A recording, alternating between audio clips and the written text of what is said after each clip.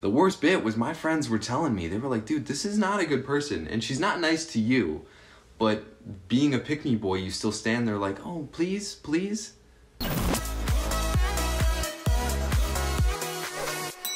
Before we get into this, you gotta understand something about me. When I was in high school, the way I would go about courting the fair young maidens of my high school, geez, that man, I am a pick-me boy. Good God, that was disgusting. I would befriend these women, right? Like the most popular girls in school. And that started out as a genuine thing. Like I did want to ask them questions and learn about them. And they were pretty open with me because no one would ask them questions. That's very typical, actually, of your average popular high schooler, is that they're not asked about themselves a lot. So I was befriended very quickly. I would, just to paint the picture more, I wouldn't describe myself as popular, but I was definitely friends with the popular kids, if that makes sense. Okay, so now you have the basic framework of who I was and the way in which I went about flirting. Now, this girl messed me up, dude. I remember the first day, and I'm sure fellow and former pick-me boys can relate to this. I remember the first day she came to our school. I remember the first time she walked into class. I remember the first two things she said to me. I remember she sat next to me on her first day, and I just fell in love with this girl, right? You can't really call it love. I mean, not at that age. That's just not fair. And I knew like I might actually have a legitimate shot. She seemed within my league, at least I thought at the time. And I walked up to her and I was like, hey, what's your name? And she was like, blah, blah, blah. So me and Cordelia became very, very fast friends. And I remember my entire freshman year asking this girl if she had an Instagram or when she was gonna make one, because she didn't, and I needed a way to direct message her. I call that, by the way, the Pick Me Boys pick up, because it's a pretty clever way, not so clever, way to direct message or initiate contact outside of school without asking for her number, because on Instagram you can direct message.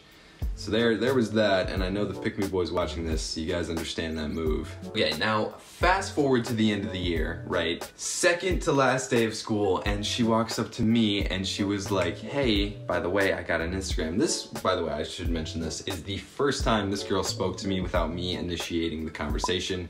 That should have been red flag number one. Fellas, if you're out there watching this and you realize that whatever girl you're thinking of while watching this video is not even making time for you as a friend, if you're like, oh, we're really good friends, and she's not even initiating conversations with you in the first place, you're not even friends. She likes the attention you're giving her, and that is about as shallow as your relationship is. But anyway, okay, so we got 2 days before Thanksgiving break. This girl was like, hey, I got an Instagram, and I was like, shh, no way. So she put it in my phone. First time she grabbed my phone, I remember that, when she was like, and that felt good. Never washed that phone again. I'm kidding. If you like a girl, ask for her number. Get it over with. Show that you're serious. Don't ask for an Instagram and act like her friend her entire life, and never ask her out. The best thing, and I'm just kind of cutting to the moral of the story now, the best thing I ever did with this girl in my life was just tell her that I liked her and accepted the rejection. Because once you do that, you're so free. You can go to school and not think about that person. You can stop being weird whenever they're in the same group of friends that you're talking to. It's the greatest. I get her Instagram, and then a wave of other dudes comes over, and they all get it too. And that's the worst bit with the Pick Me Boys not so clever pickup, is that if you get the Instagram, you're not special. 100 other guys have the Instagram. You gotta be bold. You gotta ask for the number.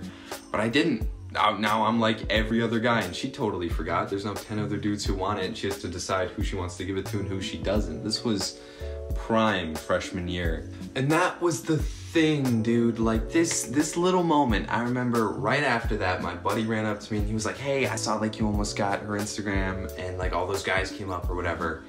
And I was like, yeah, it was tough. But that moment sparked a chain of events in this girl's high school career that shot her to the heights of popularity in my school. And dude, like, I feel bad about that moment, because the worst thing, like, I want to make this clear. There's nothing inherently wrong with wanting popularity, with being popular, or having the admiration of others. It's how you handle it. And unfortunately, like many before her and many after her, she didn't handle this well. And it changed her personality, it changed the way she spoke and talked to people. And the worst bit was my friends were telling me, they were like, dude, this is not a good person. And she's not nice to you.